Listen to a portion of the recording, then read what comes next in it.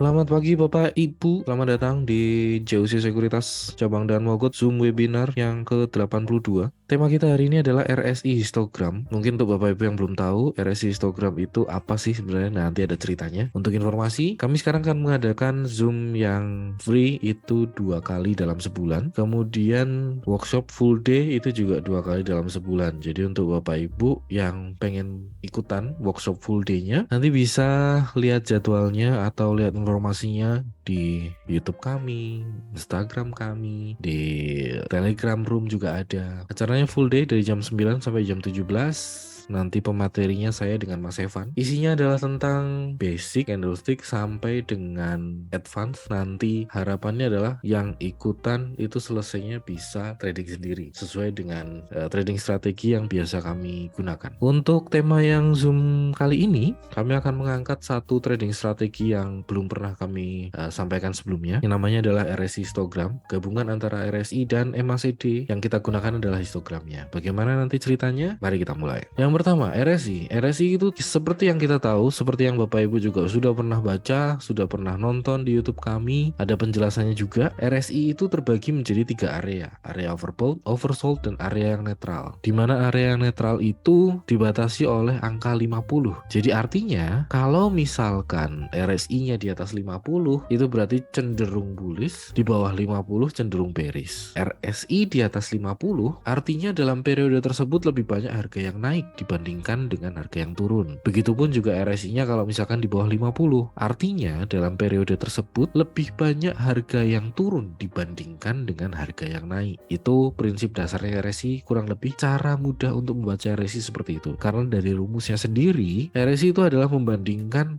harga up dengan harga down, average dari harga up dan average harga down. Jadi secara tidak langsung ya kita akan bilang RSI itu membandingkan antara banyakkan harga yang naik atau banyak harga yang turun.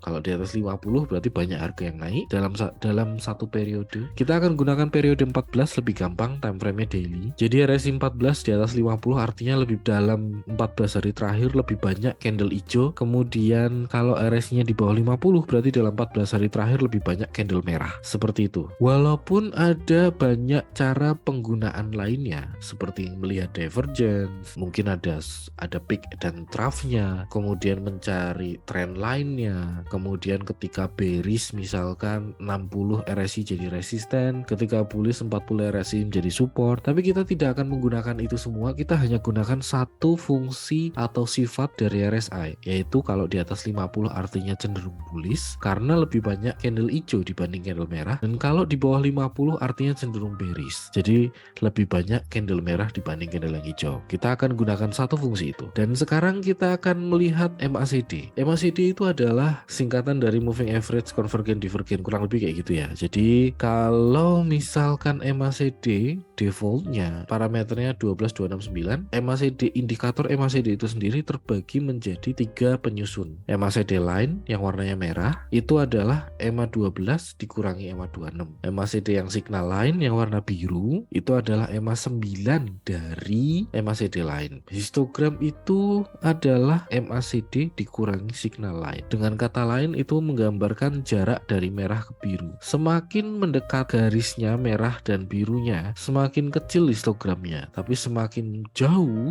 jarak antara merah dengan biru, maka semakin besar pula histogramnya. Fungsinya apa histogram ini? Histogram ini adalah cara mudah kalau misalkan Bapak Ibu perhatikan ketika merah berubah jadi hijau, itu adalah ketika MACD-nya itu golden cross. Dan kalau misalkan golden cross, berarti EMA pendeknya di atas yang signal line. Nah, kita akan manfaatkan sifat dari MACD, yaitu ketika dia golden cross, tapi kita akan kombinasikan dengan RSI. Jadi, kalau misalkan MACD-nya golden cross saja, maka kita akan kemungkinan terjebak di trend sideways. Kalau misalkan dia pun tidak terjebak dalam trend sideways, kemungkinan kita terjebak dalam trend yang bearish. Nah, supaya mengantisipasi supaya tidak terjebak di trend bearish, kita gunakan RSI. RSI-nya di atas 50 artinya secara persentase dari sekian periode terakhir lebih banyak candle hijau daripada candle merah. Jadi itu adalah pengaman. Yang pertama pengamannya itu dari RSI, yang kedua pengamannya dari MACD. Kita akan gabungkan dan itu adalah inti dari Zoom hari ini. Oke, histogram di atas 0 artinya MACD line di atas MACD sinyal. Kita udah percaya. Jadi kalau misalkan histogramnya hijau berarti merah di atas biru. Histogram di bawah 0 berarti MACD-nya di bawah MACD sinyal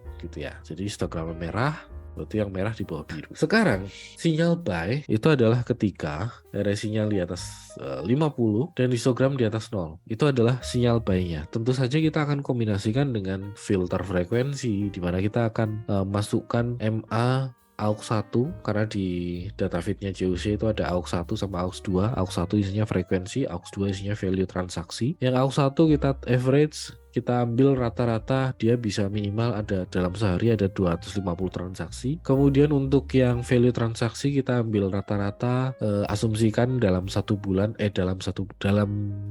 satu bulan tiap harinya dia ada transaksi minimal 2,5 M. Kemudian ditambah kita akan filter lagi, ya kita akan singkir nanti di AFL AMI Broker kita akan singkirkan yang indeks-indeks kita singkirkan, jadi kita hanya menampilkan sahamnya aja. Menghasilkan kurang lebih seperti ini, RSI di atas 50, jadi ketika di atas 50 dia belum ada sinyal, tapi begitu dia dikombinasikan dengan MACD dia ada sinyal, muncul sinyal. Dan yang merah ini bukan berarti mutlak sinyal jual ya, karena nanti sinyal jualnya sendiri ada terbagi menjadi dua, take profit dan wajib sell. Tapi kalau yang wajib sell itu kalau misalkan RSI-nya turun ke bawah 50 dan histogramnya juga turun ke bawah 0. Jadi kalau misalkan histogramnya 0 saja, di bawah 0 saja negatif, belum tentu ada sinyal sell, tapi begitu RSI-nya turun ke bawah 50 dan histogramnya merah, berarti ada sinyal sell. Dan sekilas ini akan kelihatan ini adalah chart Telkom waktu periode bulan 7 tanggal 18. Ini sinyal buy, kemudian ini sinyal sell, ini sinyal buy, ini sinyal sell, ini sinyal buy, ini sinyal sell. Ketika ada sinyal, kita akan beli ketika harganya breakout ke atas high dengan cut loss di bawah swing terdekatnya. Kemudian take profit minimal 2 kali resiko dan wajib sell kalau muncul sinyal sell. Itu aja sih. Tapi kalau misalkan harganya bisa naik,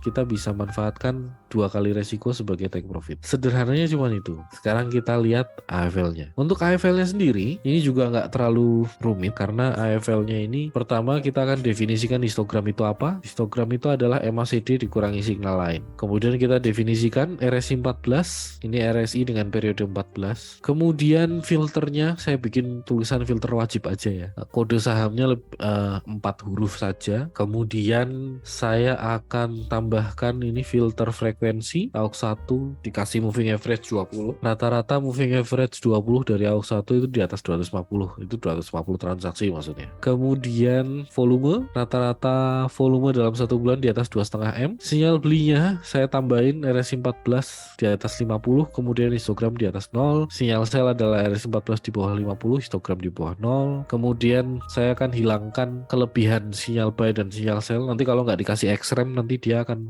panahnya banyak sekali. Jadi saya hilangkan remove yang sinyal berlebih. Kemudian saya kasih gambar. Jadi saya kasih shape, saya kasih penanda. Kalau ada sinyal buy nanti akan ada small up triangle, kalau ada sinyal sell nanti ada small down triangle. Kemudian ini filternya, jadi nanti bisa dipakai di AMI Broker, klik tombol explore. Sebelah ini enggak. Yang analisis 1 ini saya udah masukkan AMI Broker filternya. Jadi di sini saya cuma menambahkan materinya nanti bisa di-download di bit.ly/materi-2023-0722 tanggal hari ini. Oke, jadi kita kalau misalkan mau tambahin, ini kan AUX 1 frekuensi. Kalau mau dibikin parameter atau variabel, bikin variabel seperti ini juga bisa. Jadi nanti tinggal ini MA dari paste kayak gini. Ini juga bisa jalan. Cuman daripada saya bikin satu baris tambahan,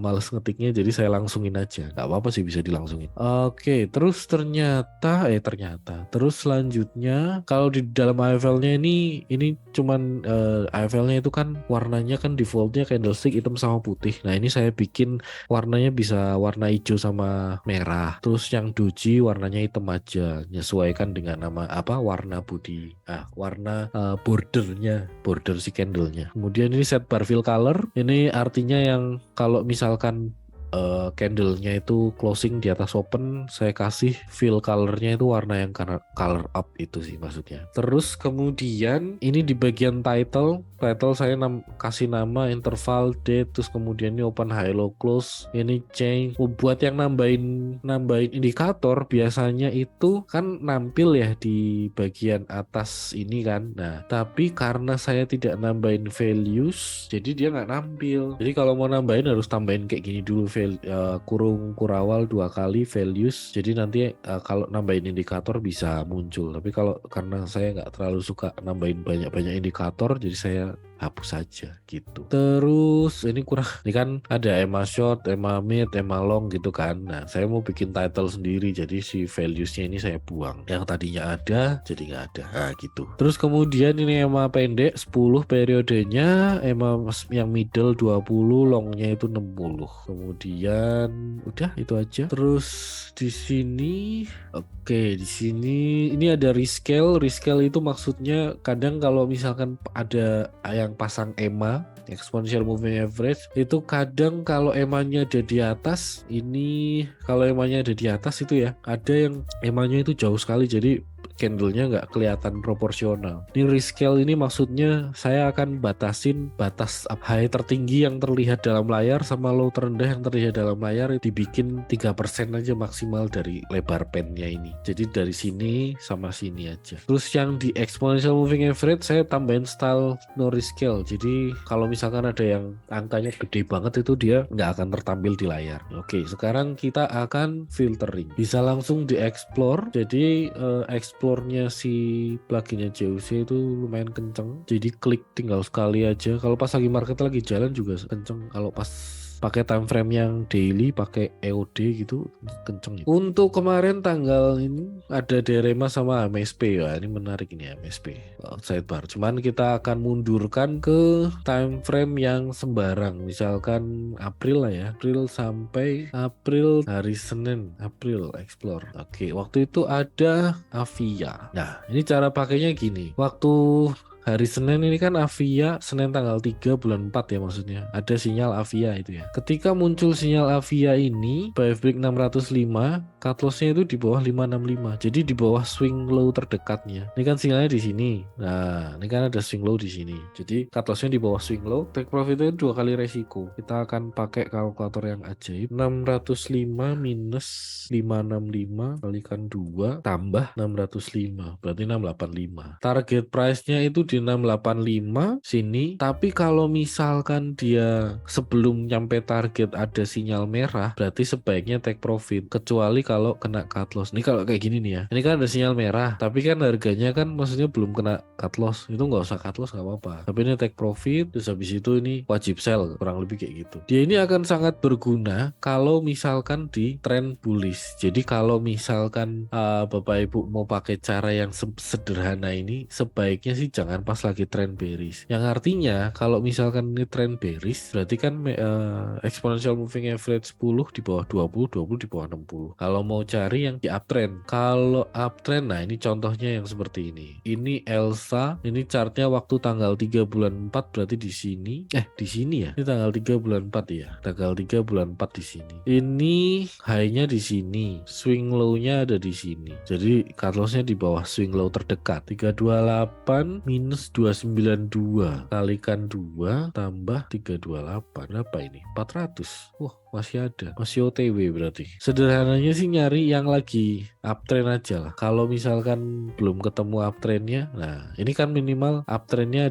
sudah ada swing higher high dan higher low. LSIP di bulan April, nah ini masih downtrend. Pani chartnya lagi masih rusak ternyata. Bulan April, nah ini bulan April nih Pani. Ini kan lagi uptrend. Ini kan closing di sini. Jadi cari yang lagi uptrend karena sifatnya RSI di atas 50 kan berarti RSI lagi uptrend. MACD-nya, histogramnya di atas 0 itu juga cari yang lagi uptrend. Jadi secara keseluruhan harga uptrend, sinyal indikator juga pas lagi uptrend. Oke, baiklah kita cukupkan sesi hari ini. Terima kasih Bapak Ibu kalau sudah bergabung bersama kami. Semoga bermanfaat. Sampai ketemu lagi di kesempatan berikutnya. Udah.